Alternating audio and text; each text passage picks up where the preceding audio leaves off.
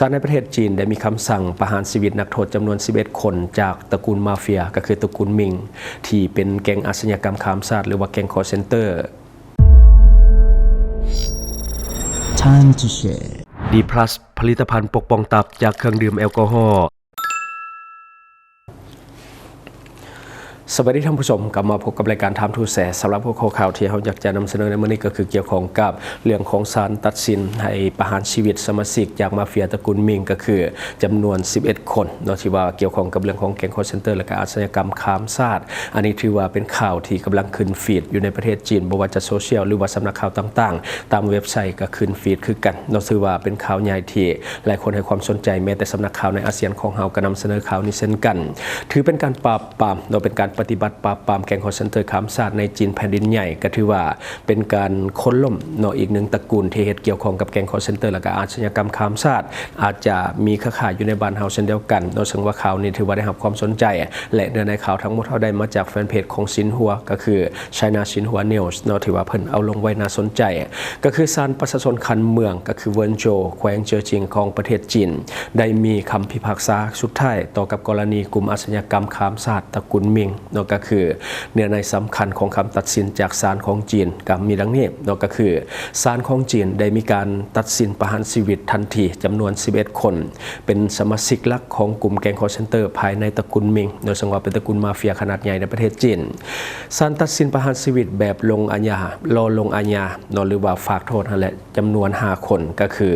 รอลงอาญาในขอบเขต2 ปีเนาะอาจจะถูกลดโทษมาจำคุกตลอดชีวิตถ้าหากว่าการประพฤติปฏิบัติดีขึ้นแต่ว่าตอนนี้ก็คือตัดสินประหารชีวิตแต่ว่ารอลงอาญา2 ปีและต่อมาก็คือศาลตัดสินจำคุกตลอดชีวิตจำนวน 11 คนเนาะก็คือจำคุกตลอดชีวิตเลยเนาะและต่อมาก็คือศาลตัดสินจำคุกตามกำหนด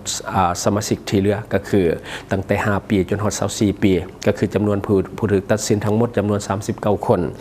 คือผู้ร่วมกระบวนการเนาะจะมีโทษแตกต่างกันไปแต่ว่าถ้าเป็นหัวโจกหรือว่าโตลักเนาะจะถูกประหารชีวิตจำนวน 11 คนสรุปก็คือในคดีดังกล่าวเนาะมีผู้ถูกหรือว่าผู้ต้องหาทั้งหมดจำนวน66 คนแต่ว่าถูกประหารแท้ก็คือ11 คนอาจจะเป็นหัวโจกใหญ่เนาะบัดนี้ในส่วนของข้อกล่าวหาต่างๆทางอาญาที่หายแห่งก็มีเช่นเดียวกันเพราะว่ากลุ่มธุรกิจดังกล่าวเป็นธุรกิจสีเทาเข้าไปหาดำเนาะก็คือส่วนใหญ่จะเป็นสิ่งที่ผิดกฎหมายทั้งนั้นเนาะก็คือตระกูลมิงในถือว่าพิจารณาว่ามีความผิดในหลายๆข้อหาอาญาที่ว่าหายแห่งและก็ได้ดำเนินการมาตั้งแต่ปี 2015 ซึ่งรวมมีข้อกล่าวหาหรือว่าคดีดังนี้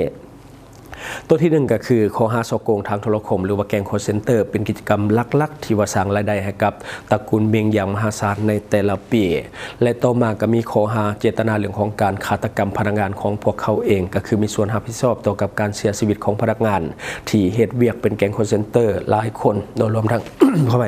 รวมทั้งเหตุการณ์ยิงพนักงานเพื่อบ่ให้พวกเขานี้กลับบ้านก็คือกลับคืนประเทศจีนเพราะว่ายันความลับหัวไหลเนาะและต่อมาก็คือข้อหาการกักขังหน่วงเหนี่ยวและการทรมานพนักงานของพวกเขาเองโดยการกักตัวและก็ทรมานพนักงานอย่างเป็นระบบโดยเฉพาะอยู่ศูนย์ที่ชื่อว่า Crossing Tiger เนาะ Crossing Tiger Villa เนาะซึ่งว่าเป็นศูนย์ที่เป็นศูนย์ปฏิบัติการของเขาเจ้าเนาะและต่อมาก็ยังมีข้อหาเรื่องของการพนันผิดกฎหมายยาเสพติดและก็การค้าประเวณีที่เข้าข่ายเรื่องของการค้ามนุษย์เต็มเนาะอันนี้ก็คือข้อหาของตระกูลนี้ที่ว่าเขาเจ้าเฮ็ดส่วนใหญ่ก็จะเป็นธุรกิจสีเทาหรือว่าธุรกิจที่ผิดกฎหมายทั้งนั้นเนาะที่ว่าเฮ็ดให้เขาเจ้าถูกลงโทษประหารชีวิตเนาะมันบ่เฉพาะแต่เรื่องแก๊งคอลเซ็นเตอร์แต่ว่ามันยังมีคดีทางอาญาอีกหลากหลายรูปแบบซึ่งว่าล้วนแล้วแต่เป็นสิ่งที่เอิ้นว่าธุรกิจสีเทาทั้งนั้นบ่ว่าจะเป็นธุรกิจที่เป็นการพนันผิดกฎหมายบ่ยาเสพติดหรือว่าการค้าประเวณีต่างๆมันเป็นการค้ามนุษย์เนาะบัดนี้เฮามาเบิ่งประวัติความเป็นมาของตระกูลมิงเนาะว่าเป็นหยังจึงถูกลงโทษในสถานหนักแบบนี้ก็คือต้นกำเนิดของตระกูลมิงเป็นหนึ่งใน4ตระกูลอาชญากรรมหลักที่ว่าเคยควบคุมเมืองเลากายก็คืออยู่ในรัฐซานประเทศเมียนมาซึ่งตั้งอยู่ชายแดนติดกับประเทศจีนพวกเขาได้หันเปลี่ยนเมืองเลากายให้กลายเป็นศูนย์กลางทางอาชญากรรมข้ามชาติโดยเฉพาะการหลอกลวงทางสื่อออนไลน์หรือว่าแก๊งคอลเซ็นเตอร์หรือว่าศูนย์หลอกลวงของพวกเขามันจะมีพนักงานที่ว่าถูกบังคับให้เฮ็ดเวียกถึง 10,000 คนและก็จะสร้างรายได้ที่ผิดกฎหมายรวมกันหลายกว่า10ตรีหยวนหรือว่าประมาณ 57,000 ล้านบาทเป้าหมายหลักๆของการฉ้อโกงเป็นประชาชนจีนเนื่องจากว่าการพนันและกิจกรรมผิดกฎหมายแล้วนี่ถือห้ามในประเทศจีน และก็คนจีนส่วนใหญ่ก็จะลังไลออกมาลินการพนันนอกประเทศก็คืออยู่ตามชายแดนต่างๆเนาะ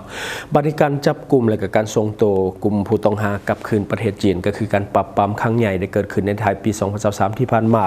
หลังจากที่ว่ากลุ่มพันธมิตรหรือว่ากลุ่มพันธมิตรกบฏซึ่งเชื่อว่าได้รับการสนับสนุนจากจีนเนาะได้บุกโจมตีและก็ยึดเล้ากายหรือว่าเมืองเล้ากายท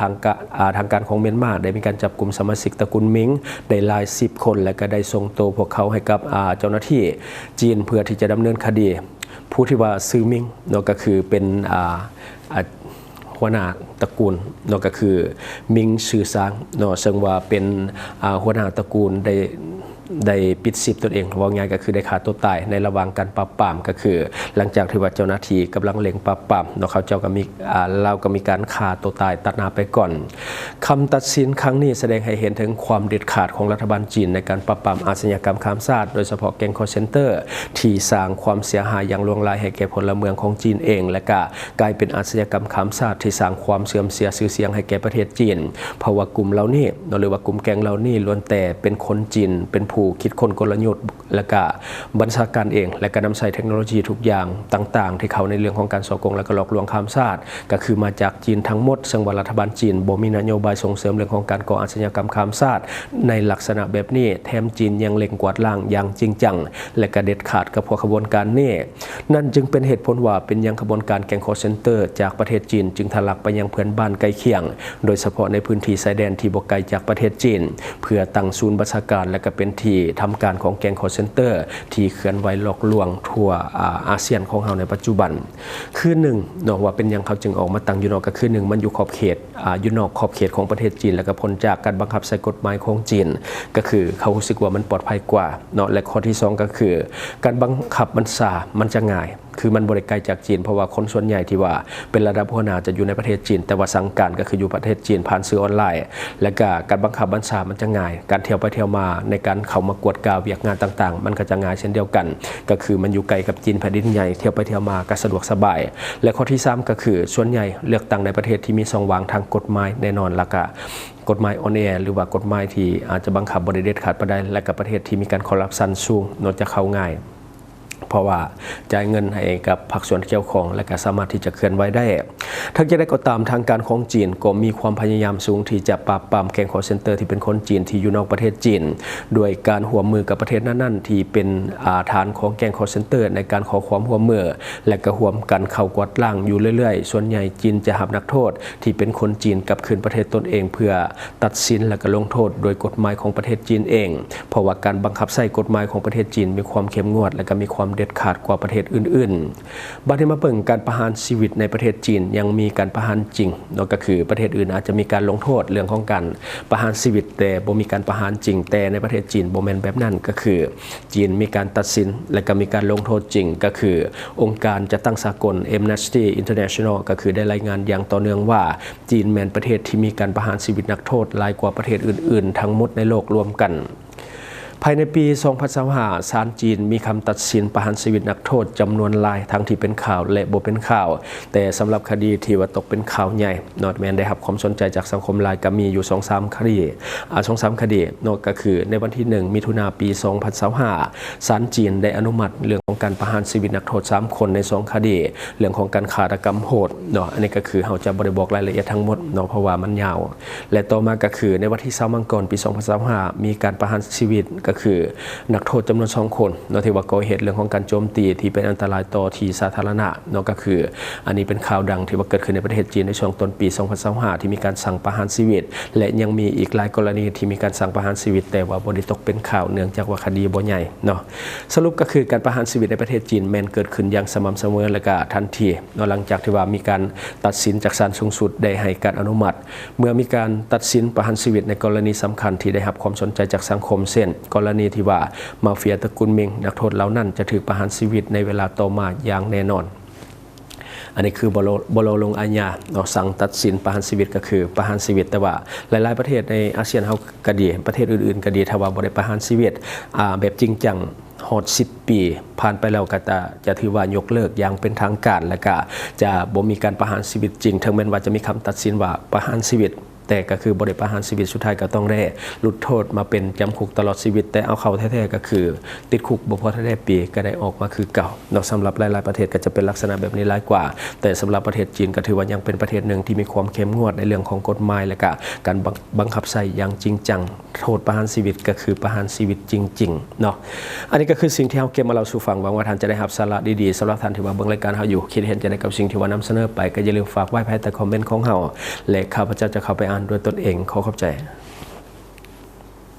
บริษัทเพชรสุขมิไซเจริญทรัพย์จำกัดผู้เดียวบริการก่อสร้างครบวงจรหับสำรวจพื้นที่ก่อสร้างและให้คำปรึกษาโครงการหับออกแบบโครงการต่างๆทั้งแบบ 2D และ 3D การบริการคิดไล่และการประเมินโครงการก่อสร้าง